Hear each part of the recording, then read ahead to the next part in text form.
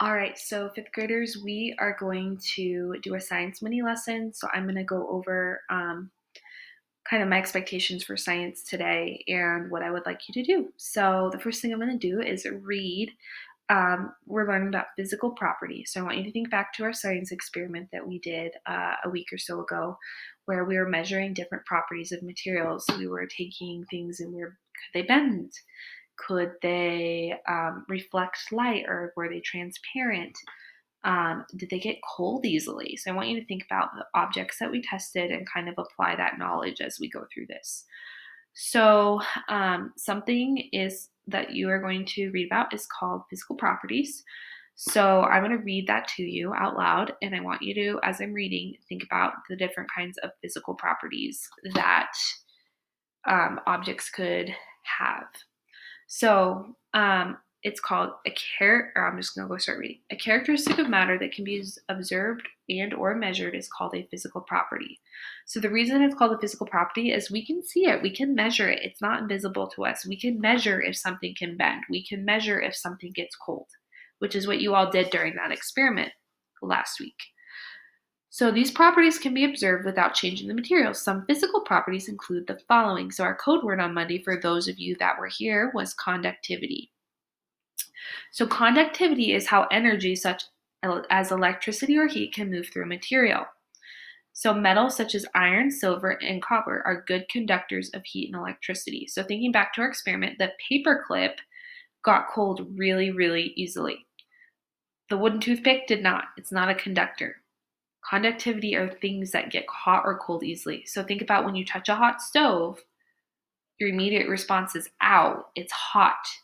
Yikes, you don't want to touch a hot stove. That's because it's a good conductor. And our stove is made of metal? Absolutely. So metals are good conductors. They have the property of conductivity. It's a physical property of matter. Moving on, magnetism is basically if something's a magnet. So, you can test this out at home. You can take different objects and, put a magnet to them and be like, oh, is it magnetic or is it not magnetic? That's an easy one to test. And that's why we had the magnet in the experiment. And that's what we were using it for. Reflectivity, I like the picture of the cat. Everyone appreciate the picture of the cat. It's so cute. Is the way light bounces off an object. So something that's smooth or flat, such as mirrors and pans, reflect light evenly. This book actually has a little bit of a reflection on it. You can see it when I do the light. It has reflectivity. You can see a little bit of my water bottle. Let me find it here. This stainless steel part reflects really well. This pen does not have reflectivity. It's just a plain old pen. Actually, it kind of does with the see-through. I gotta find something that's not reflective. Gosh darn it. Oh, I've got a good one.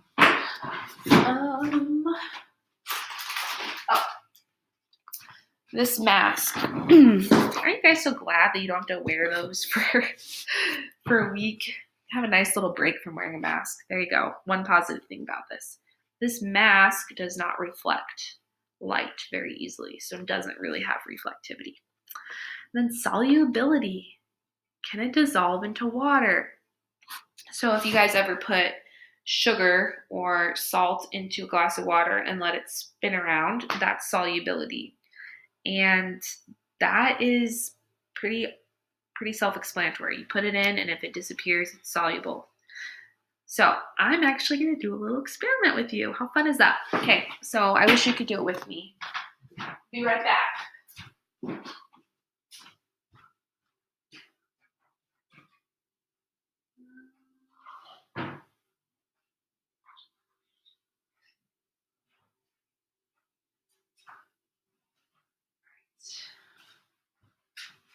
All right, so the first thing I'm going to do, sorry for that brief, to go grab it from my kitchen. So I've got two things here. I've got a little bowl of water, and I've got some salt. So the first thing that we're going to do is I'm going to put the salt in this bowl, and I'm going to stir it. And if it disappears, it has solubility. So let's see if it disappears. So we've got, I'm just stirring. You can try this at home and test different things and see what dissolves in water and what doesn't. Dissolves means disappears. Okay. All right. Salt has solubility. I can't see the individual salt particles anymore. They're gone. They disappeared. It just looks like a little bit kind of like murky water.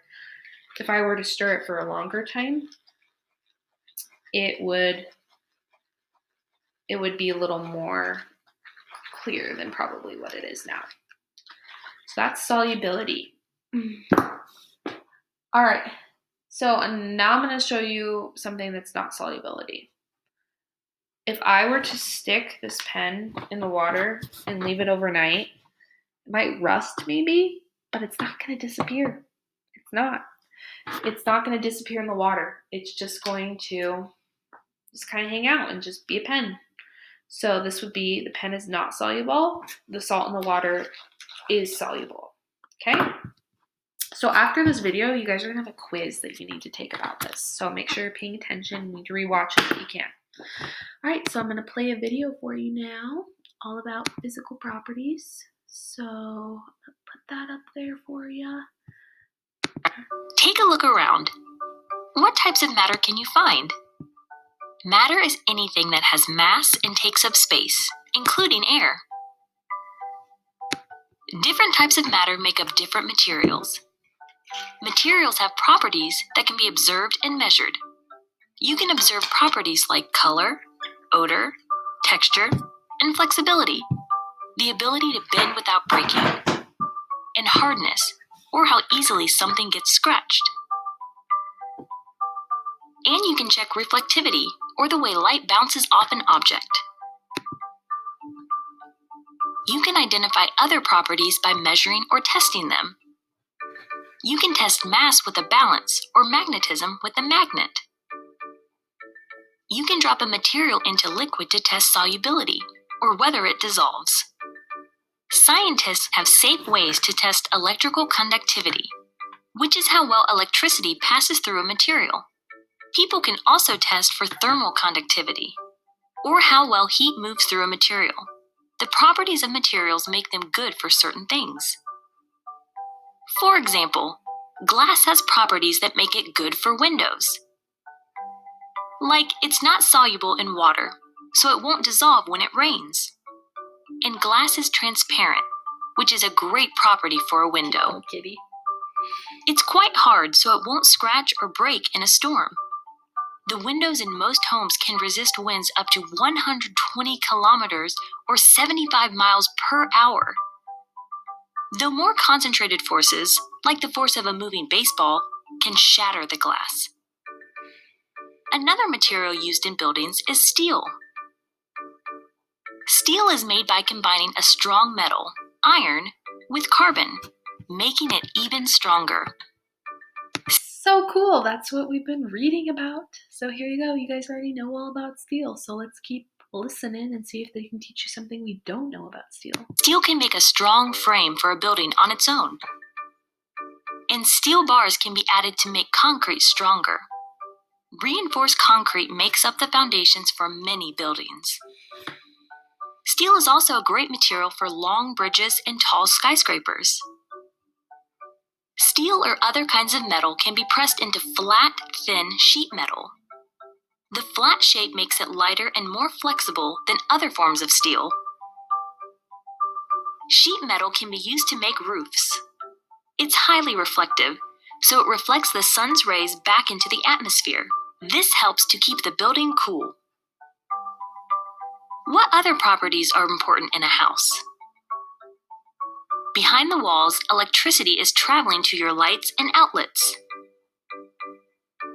Electricity travels best through materials that are good conductors. And a metal called copper is one of the best. Electrical wires are usually made of copper. Behind the walls, you also might find a material that's a terrible conductor: insulation. Insulation, shown here, is made of fiberglass, a material that is a poor thermal conductor. In other words, it's bad at conducting heat.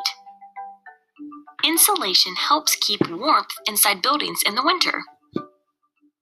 Think about the materials you can see in your home. How do their properties make them good at their jobs? All right, so there's that video.